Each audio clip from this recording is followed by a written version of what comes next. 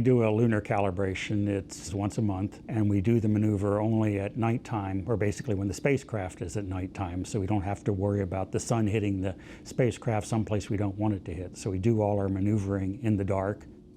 We'll take the instrument and we'll point it away from the Earth, and we'll basically point it up at the moon. Around the time you enter eclipse, the slew is starting. The spacecraft is maneuvering to point to the moon. It slews out to the moon, and it stands by there for just a short time until it starts the scans.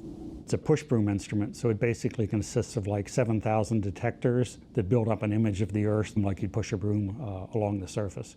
The actual focal plane is made up of a number of modules. There's actually 14 modules across the focal plane. Each one has about 500 detectors. And the spacecraft has to take each one and run it down the same center line in the moon. Our scan pattern is a lot like just how a farmer would plow the field. You plow down the field one way, turn around, and move over and come back.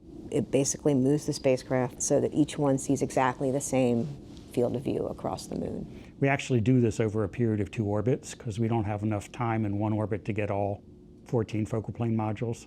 That takes about 18 minutes for 8 scans, and then it will return back to Earth just as we're entering daylight. And then the second orbit will do the rest of them.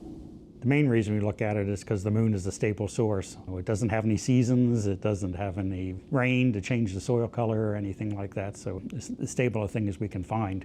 By looking at the moon, we can see drifts in the instrument much more precisely than any other technique that we have.